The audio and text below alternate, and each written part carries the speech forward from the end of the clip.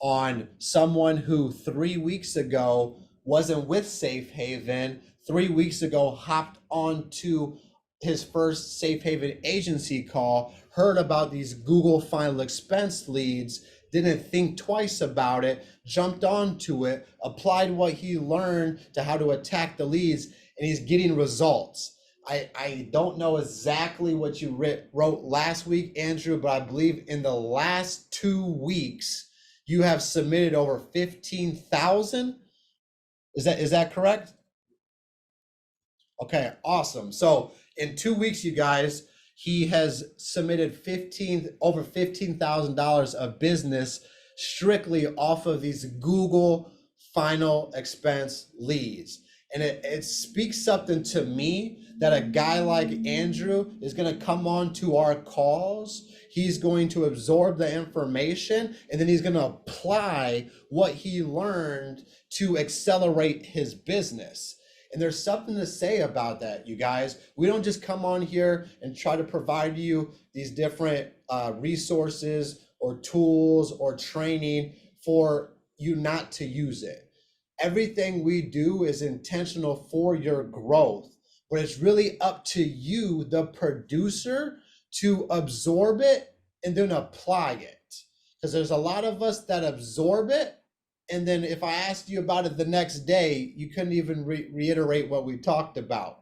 So it's being intentional with what you hear on these calls, and what you do with the training really matters. I promise you guys, if you're not trying to get better each and every day, you're only getting worse. You're not going to stay the same.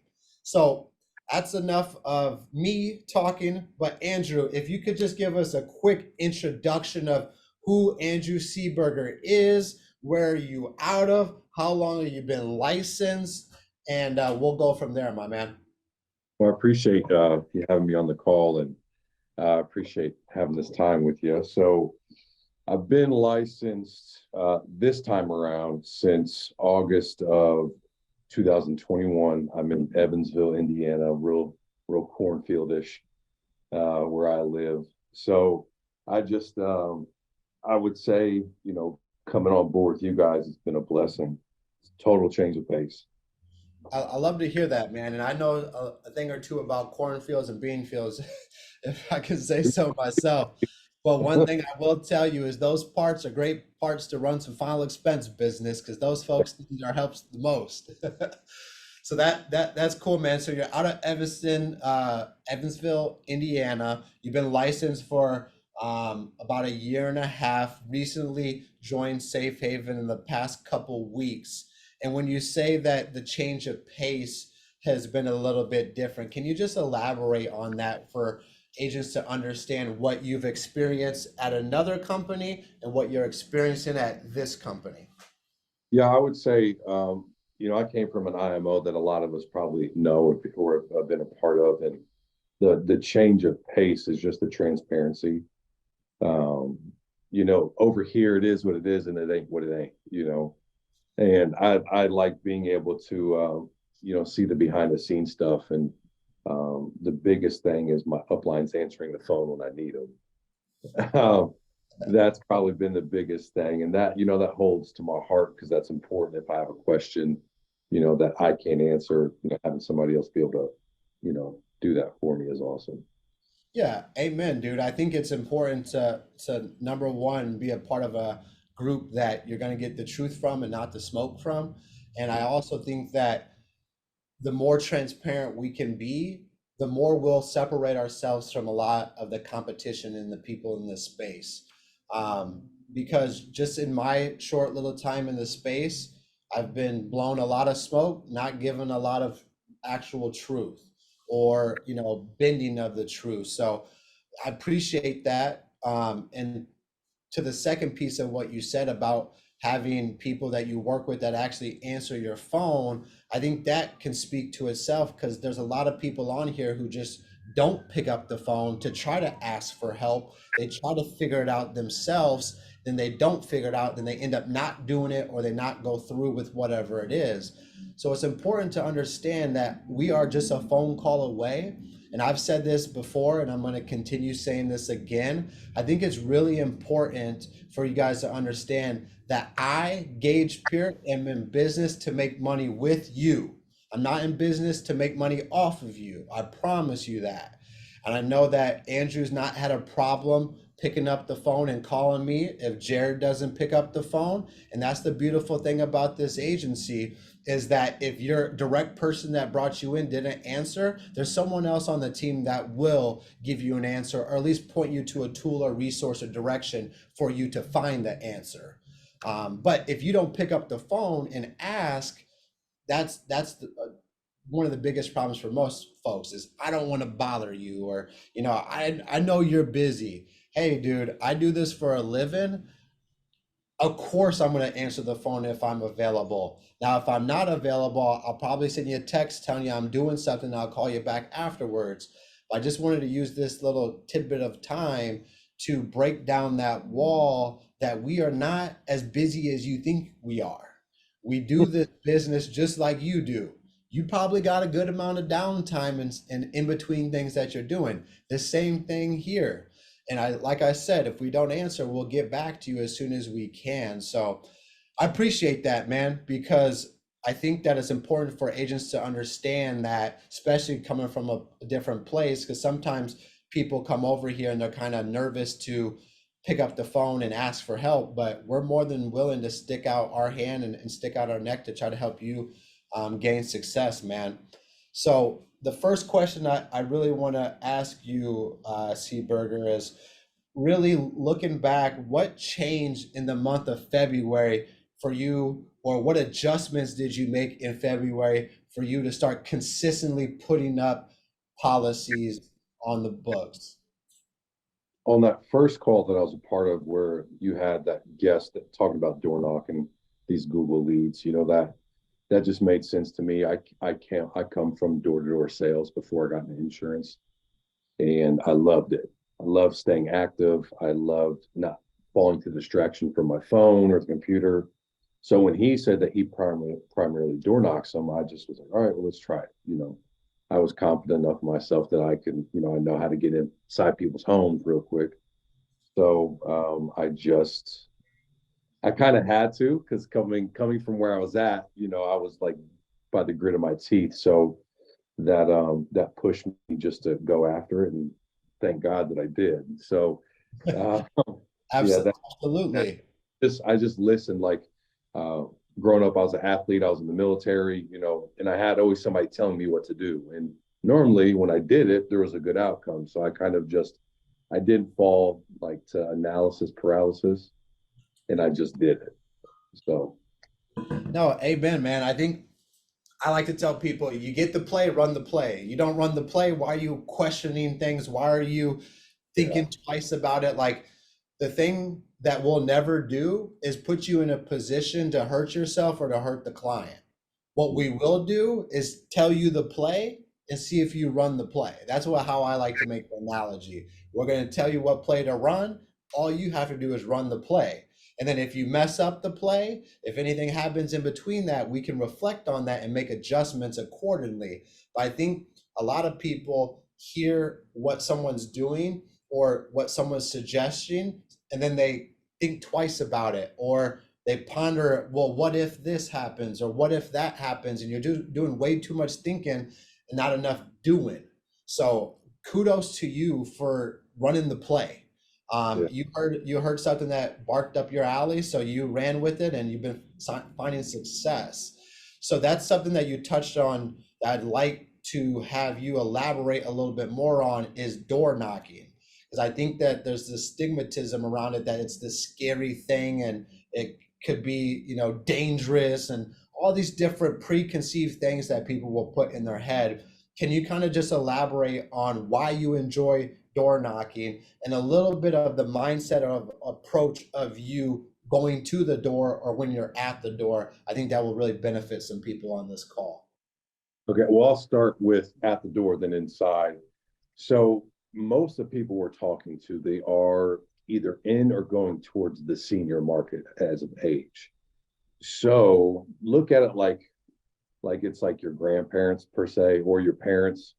most of the time they're telling you, I get all these calls all day. I'm tired of it, blah, blah, blah. So when I go to the person's door, I always have a friendly smile.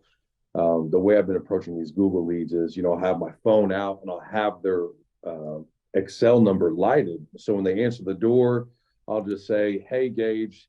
I'll say, hey, Gage, it's Andrew. I'm the medical underwriter here in town. And I'll put my hand out to shake it. Whether they shake it or not, that's on them. But I always do it to, just to kind of bring down the whole sales commission thing. And then I'll turn to them like this. I'll say, hey, this is you, right? And then they'll squint, they'll lean into me and they'll squint and I'll say, yeah, okay, great. Confirm the birthday, blah, blah, blah. And then I'll say, yeah, I'm actually the underwriter who's been assigned to you to help you with that final expense insurance. So while I'm here, I start wiping my feet. I got 2 minutes to help you out. Is it okay if I come inside? We can sit at your table. And most of the time, as long as nobody's on the phone or holding back a dog, I'm in. So from there, this is a perfect example why these Google leads are great to go knock. Had a client, helped her out. When I always save my number in their phone before I leave. I'll take a selfie with them. So when I call, it's a picture of us, all that good stuff. So I went to do that with the client. And when I called it, it went straight to voicemail. So I thought her phone was off, but it wasn't. So I looked at her phone and my number was blocked because I had tried calling her that week and it was just blocked. But she was the nicest lady, let me in, $146 a month premium on bulk. So telesales obviously works because guys like Beto and I'm sure everybody else, they're killing it. But there are some people that fall by the wayside who want a person to come physically to them. So that kind of made me realize that when that lady had my number blocked, I was like, dude, she just wanted somebody in person to come with her. So Well, I love that you shared that because that's 1,000% happened to me where the person blocked my phone number, but I showed up at their front door and 45 hour later, they're my client and we're going to save my number in their phone and it's restricted. But yeah, you're so spot on. I had one probably 2 weeks ago now where the guy's like, I absolutely don't answer any numbers I don't know. I don't even listen to the voicemails from them because if I don't know you, then you're not saved in my phone. And I showed up at his door, help him save some money on a policy that was about to lapse, and now he's the happiest man ever. He's called me multiple times. So you're absolutely spot on in the fact that telesales is a beautiful thing that allows us to help a lot more people.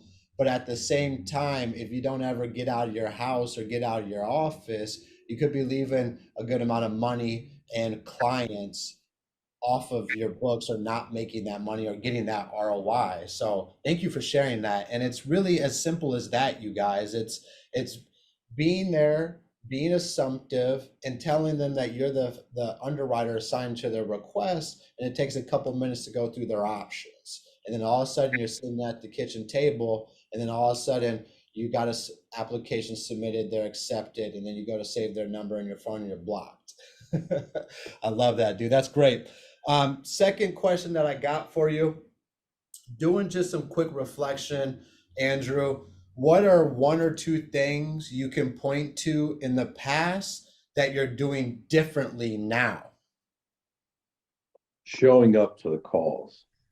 So with my last IMO, even I just didn't show up. Like I would do me to make sure that me and my family are taken care of, but at the end of the day, you go to plug your phone in to charge at night. So if you stay plugged in, you won't fall to the wayside. And that's kind of what happened at my last IMO. So now I've been on every call that I've been able to that I haven't been knocking within, the clients. And that's definitely kept two brains are smarter than one, the connection for me. So, in this big, especially with everybody being, in North Carolina, Indiana, Illinois, if you're by yourself, like I am to a certain extent, you can feel like lonesome in a sense, where you're not having that camaraderie and the pats on the back and the hoorah. So being a part of that has definitely been the biggest change. And the other thing is just putting my phone down and like not allowing myself to get distracted with social media or, the Lakers highlights or, whatever it is to anybody.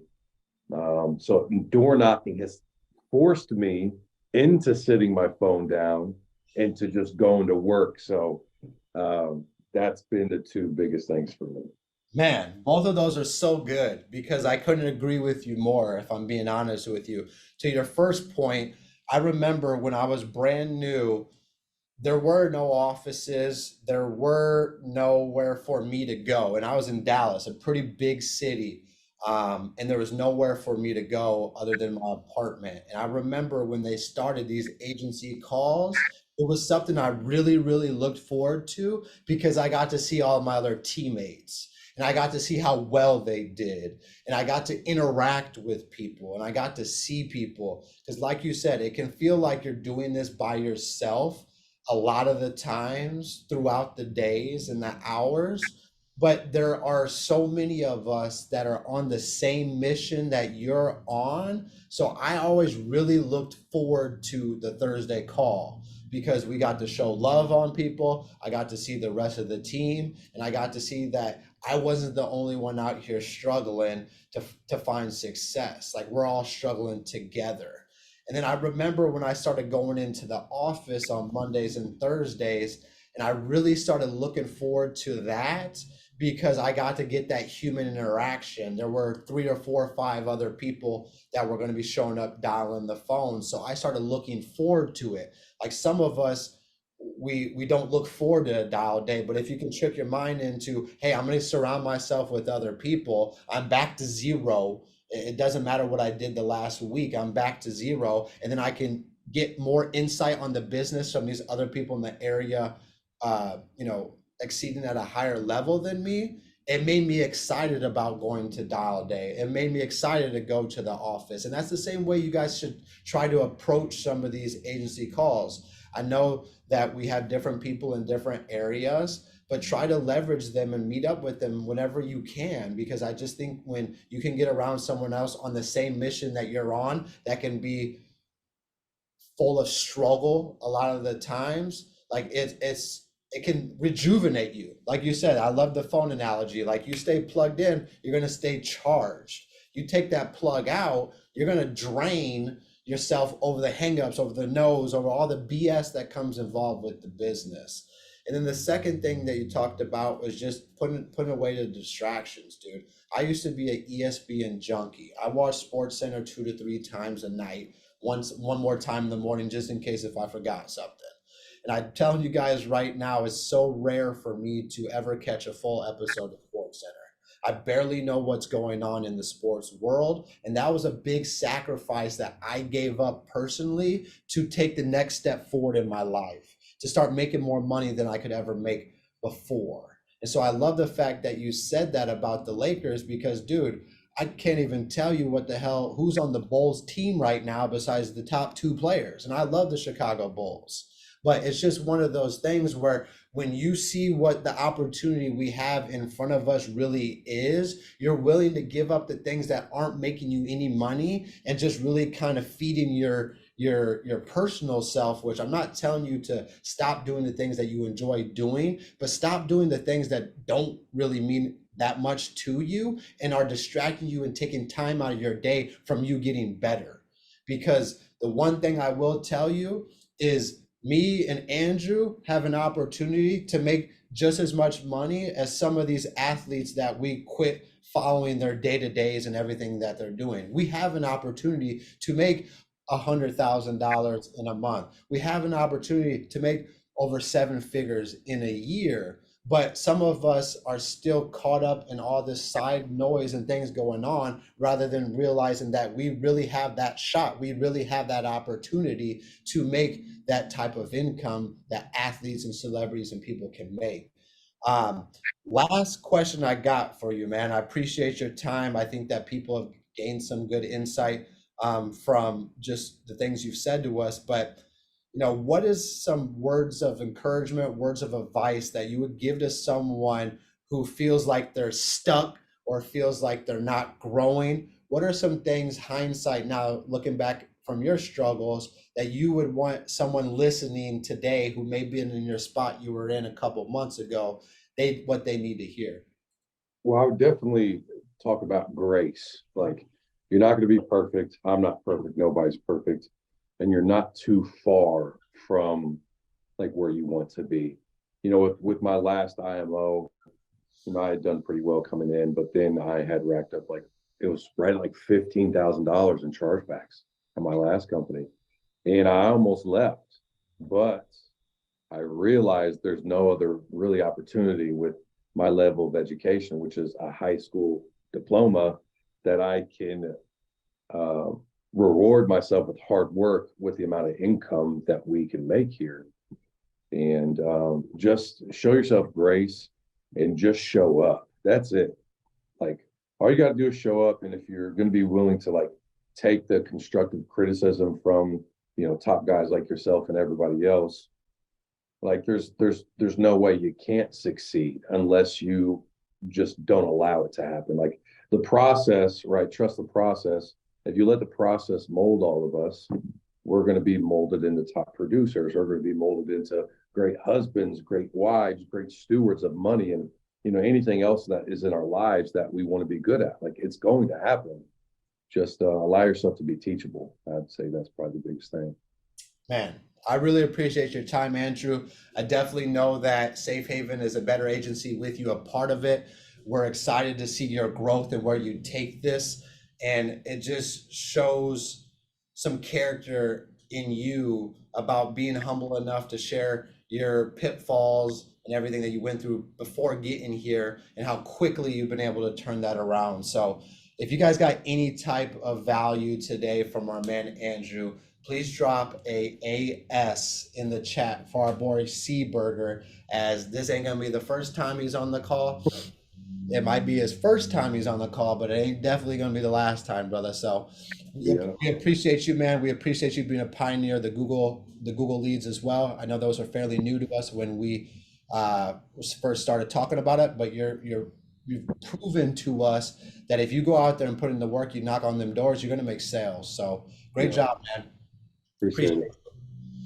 Cool. So the second individual that I want to have hop on here, some of you guys know him as Connor. I know him as OCC, One Call Connor. He's gonna come on here, you guys, and it's been a wonderful, wonderful journey with my friend Connor, because I remember the first time I talked to him this summer and he was looking around for help. He had no idea what he was doing. No one was really spending time with him. And, a lot of people would have just kept it moving and not tried to give the guy an opportunity. But over these last 8 or 9 months, I've seen a tremendous amount of growth from Connor, being a huge student of the game. And once again, thing that he has, just like Andrew has, is they're applying what we're teaching or what we're explaining about the business. And there's a correlation between why they're both finding success in this business, because they listen and then they apply. So Connor, could you please real quick just introduce yourself for the people who don't know you? Where are you from? How old are you? How long have you been licensed? Yeah, so my name's Connor. I am 23 years old. I'm here in a little city, kind of near Sacramento, California, called Yuba City. It's a pretty small city. Um, but you know, I've been licensed for, I would say, give or take about a year, but I haven't been consistent.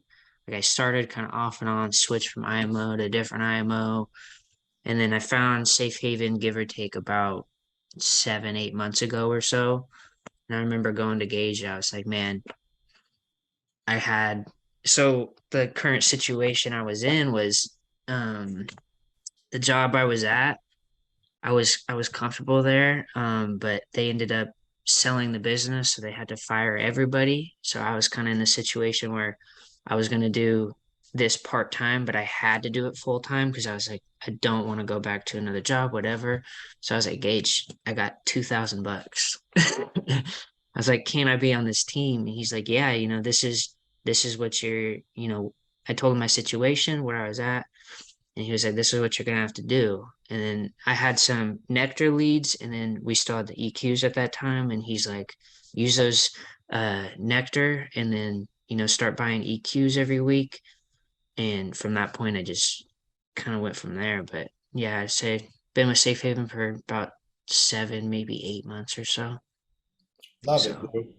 And the thing that I think that most people overlook is your age. You just turned 23. You're actually 22 for the most part of you working with us. And you really would never tell that you are a 22-year-old because you hold yourself really well, and you don't act immature. You are coachable and you apply, like I said, what we're trying to teach or get across. And that's just a kudos that I want to give to you, man, because most 22-year-olds start making the kind of money you were making and getting the deposits you were kind of getting, and they quit buying leads. That's one thing that I've never had to wonder or be curious about yourself, is if you're buying leads, because you buy those EverQuote leads pretty much every single week, and you get policies on the books every single week. So there's a direct correlation in buying leads and making money. If you don't mhm. buy leads, it's pretty tough to make money. You make some money, don't buy leads, you're probably not going to make money the next week. It's that consistency that I've seen in yourself, and trusting us to say you need to buy leads every single week. I was the same exact way as you. My individual who brought me in the business said you need to buy leads every single week. I didn't ask questions twice. I didn't wonder where I was going to get the money from. I just knew I was going to buy leads every single week because he told me to do that. And he's driving a Mercedes making $20,000 a month. I'm going to do what the guy driving the Mercedes making $20,000 a month tells me to do. And I just bring that to your guys' attention because we don't say these things just to say these things. We say these things from experience. We say these things from a point of view of being in your shoes at one point in time. So I just appreciate your coachability and your consistency in purchasing leads, which has turned into you being a consistent producer. But really looking back into the month of February, Connor, similar questions that I asked Seeburger. What are some things that you changed or made adjustments to in the month of February to stay consistent and put up numbers? I mean, I would just say number one, I have to buy leads every week. It's something I do. I've been buying EQ, so that's the thing. I feel like I'm still on like level one. I only spend $400 a week on EQs, and EQs are like EQs, And like I'm profitable now, but I mean, I guess I'm just consistent with it. And I'm trying to take it to the next level. At this point, I've kind of just opened my eyes like, okay, EQs are like kind of the get you get a lot of skill going through these, and then take it to the next level. Now I'm spending like $800 a week. Um, but EQs, I mean, I'm just doing that, and I'm kind of trying to take it to the next step to where I'm, increasing my lead flow or diversifying my lead flow. Like I want to try those Google callbacks or those Google SEOs, and then maybe try getting in person as well.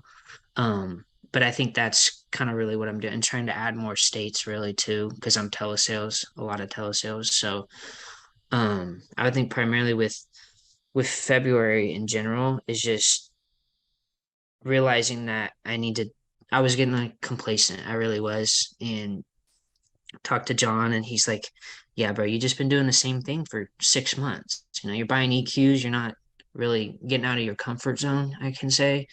So I guess that's been really what it is. It's just awareness and knowing that I need to take it up. Yeah, take it to the next level. I think that you hit it spot on as far as it gives you, the new agent, the opportunity to get better skills, to get practice, and to make money. But we're not saying that the EverQuote leads are the be all leads that are going to lead you to the promised land. It's a great lead option for you to get better. and to rely on and to lead on. I know Elias started getting consistent in buying the ever quotes, and he started getting consistent in putting policies up on the books. It's just the compounding effort of this business and the consistency of this business goes hand in hand. You keep doing something over and over and over, you're only going to get better at it, especially if you take coaching. And one thing I will say that you've done a really good job of is reaching out, and getting different perspectives, and 100%. not just relying on one person to tell you, what you're doing wrong or what you need to improve on. You can get a perspective of a John, you can get a perspective of a Beto, you can get a perspective of myself, and then you can combine it into the one that you want to make. And I Yep. think, once again, like I told you before, I don't think it's necessarily being nervous about investing more. What you're really doing is you're betting on yourself to do more. That's the Mhm. only difference. It's $800 compared to $400, but it just means you're going to be more active and you're going to have a lot more opportunity, which is in turn going to also increase the number of policies you're writing in a week, the amount of deposits you're getting in a week. There's a direct correlation in that, you guys. And so that's why we're not sitting here telling you you need to spend $1,000 a week in leads. We have the ability, we literally have the ability to have you spend $400 in a week to get an ROI, because that's what we care about is your ROI. $1,000 in leads, I promise you, will obviously give you great opportunity, but being able to do that consistently week after week after week is challenging. And so we found lead options with the Google leads. We found the lead options with the EQs to make them affordable for you, the agent, to get practice and to get better. But the whole idea is to obviously continue to level up. So that's great advice that John gave you is now you need to diversify your lead flow. Now you need to get into a different type of lead type. Now maybe you need to get into a different type of the life insurance, whether that's mortgage protection or the advanced market. There's leads for these type of things to level up into. So I love that, dude. So doing some reflection real quick, what are one or two things you can point to in the past that you're doing differently now? I'm doing that I was doing in the past that I'm doing differently now. Yes. So as Okay. an example, dialing the phone, submitting business, following up, any of that. So I would say number one, I probably started tracking my numbers like 3 months ago. So that's a that's crucial. Um, that really just gives you an idea of everything. You think you're doing a lot of activity, but when you really look at it, you're like, damn, I'm really not. No wonder I didn't have any sales this week. So tracking numbers, like it really doesn't take too long. I kind of slack sometimes, but I make sure to do it now. Um, but tracking the numbers is crucial. It really is like, and then it kind of like I legitimately was like, I remember going to John one time and I was like, hey, I think I'm in a slump or something. I don't know what's going on. I didn't sell anything for a week. He's like, what are your numbers like? And I was like, oh shit. And then so that's crucial because it's like, oh wow, I did like average 100, maybe less. So no wonder I'm not selling anything. Um, but yeah, tracking numbers, that's super important. Um, and then one more thing would be doing different. Something that you changed and you got results from, Mm, seeing something that's increased in the business. I would say when I sell a client, that's not the last time I'm talking to them. Like I'm communicating with them a lot, honestly, like a lot of clients, and like even just having as simple as having, especially if you're telesales, as simple as having a digital business card and just sending that to them so they can put a face to your name. You're like, hey, you text them after, you're like, hey, this is, here's my digital business card. You could put a face to my name. If you ever need anything, feel free to give me a call, all of this stuff. And just that's one thing I also need to work on is sending out like a congratulations letter. I want to do that as well. And then adding digital or not digital, but just business cards in that congratulations letter, and then asking for referrals too. That's something I've I've tried and I've actually gotten one, but it's something that I want to get better at is the referral for sure. But that's one That thing. best lead is a referral lead. I'll tell you that much. Mhm. Definitely. But yeah, man, I think everything you said is spot on.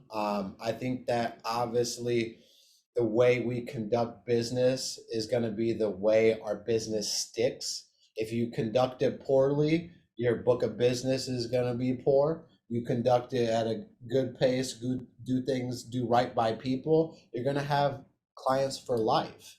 And I think obviously we had to go through a bit of a learning adjustment coming from where we came from to here to how can we set ourselves apart from the other thousands and thousands of insurance agents who are doing the same thing that we're doing. And it's going above and beyond. A congratulations letter with your business card in a little packet to their house. I promise you, ain't no one else really doing that. Um, Also, just to while it's on my mind, I like to like I'm not pushing for an immediate approval.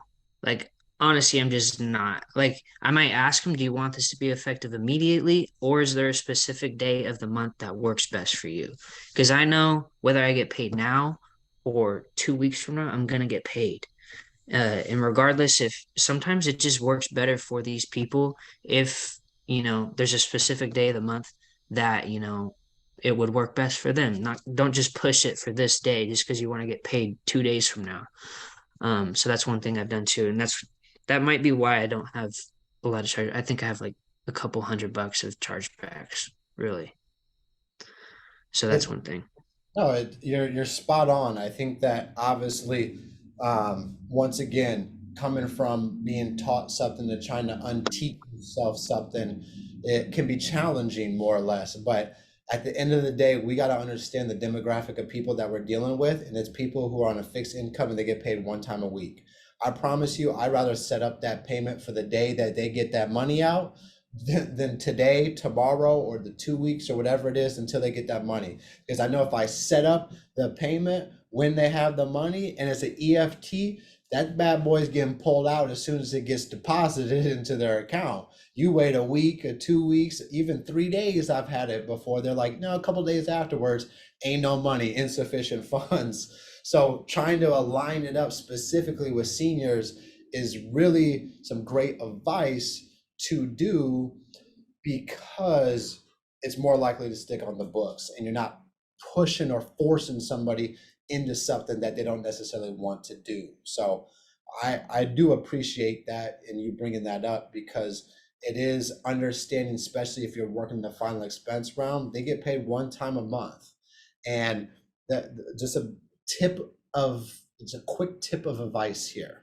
If you're talking to somebody and they just got paid and they say they don't got any money, you say let's do it next month.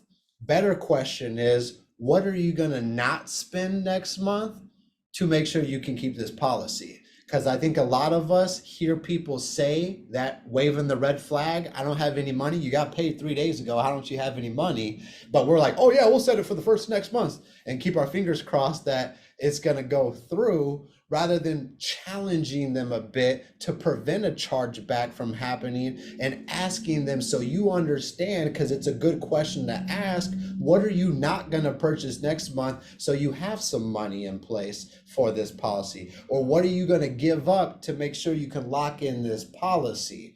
Because I've worked final expense and I hear it time to time on this Zoom. It's like, I got paid yesterday on the 1st, but I ain't got no money today. Let's do it April 1st.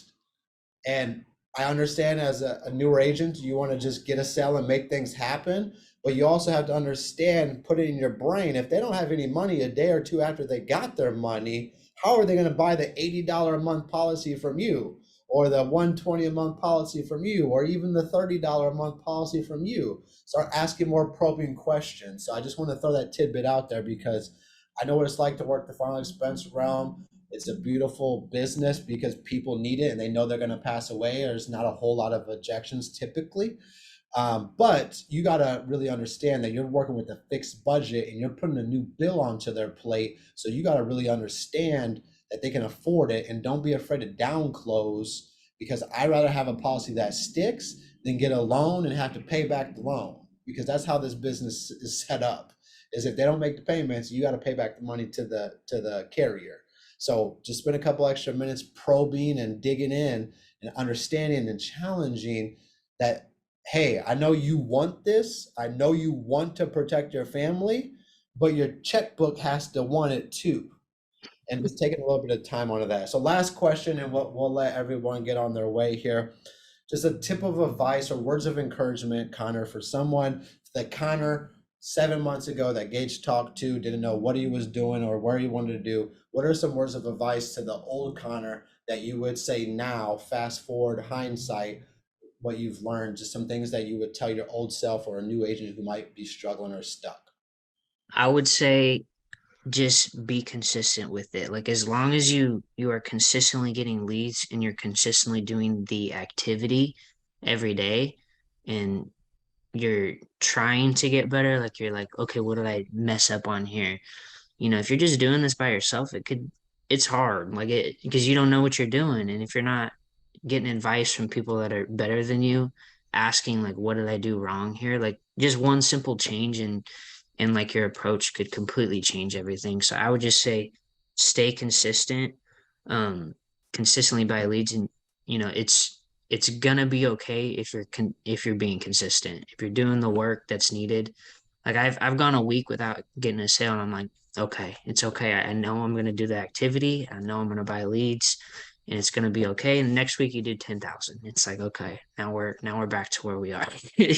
But just be consistent, do the activity. It's gonna be okay. It's a lot of, for me, it was the emotional, like, especially when I first started. Like it was like an emotional roller coaster. Like, damn, I didn't make any money today, but I worked all day. But it all adds up. It evens out. Even if it's just a week, you know, I would say just be consistent, do the activity, and you'll be okay. It'll work. Couldn't, couldn't agree with you more, man. And I think you said something in there that you didn't bring back up, but it's reach up. Reach up to the people who are at the level that you want to get to, and ask them intentional questions. And then if they tell you something, make that critique or make that switch or that adjustment into your business. And it may not work right away, but you keep doing that same thing over and over, and you're going to get results from that. And you're spot on. I don't know if you guys noticed, but Seeburger and Connor both have mentioned consistency. That's all this business is. Whether you're having a shitty day, you're having a good day, you're having an okay day, you're having a crappy day. I was having a shitty day 2 days ago. I promise you that. I got a boatload of stuff put on my plate that should have been put on my plate. I had to drive around all DFW. I was not in the best headspace. It was 7 o'clock at night. There was this lady I couldn't get a hold of. And I had two choices: take my ass home and have my pity party at home and go to sleep, or drive 25 minutes the opposite direction of my house, door knock this door, hope she's home, and help make sure she keeps her health insurance. I go there, they answer the door. She's scheduled to have a surgery tomorrow that they're going to come out of pocket $3,000 because the doctor that's going to perform the surgery wasn't in their network. So by me making a choice, I saved a family thousands of dollars. By you making a choice to go to work can prevent someone from starting a GoFundMe. From you making a choice to stay consistent into buying leads, you can save a family from the worst day that they've ever gone through. You can brighten up their day a little bit better. By me going that little extra mile, even when I was pissed off, I was mad, I was having a shitty day, I did that extra little effort, and I ended my day happy because I knew I made an impact, I made a difference in that family's life. I saved them thousands of dollars by driving 50 minutes there and back when I didn't have to do that. And that little shit matters, you guys. That all adds up over time. It's not a coincidence that I ran into that scenario, because I did something my mind didn't want me to do. I did something that my body didn't want me to do. And all of a sudden I got a reward out of it. All of a sudden my day did a 180. It's the same thing this business can do for you as well. If you stay consistent, do a 180 on what your work ethic is, you can change your position in 3 weeks like Seeburger has. I promise you right now, life is probably a little bit different for his family in less than a month by staying consistent and running the play.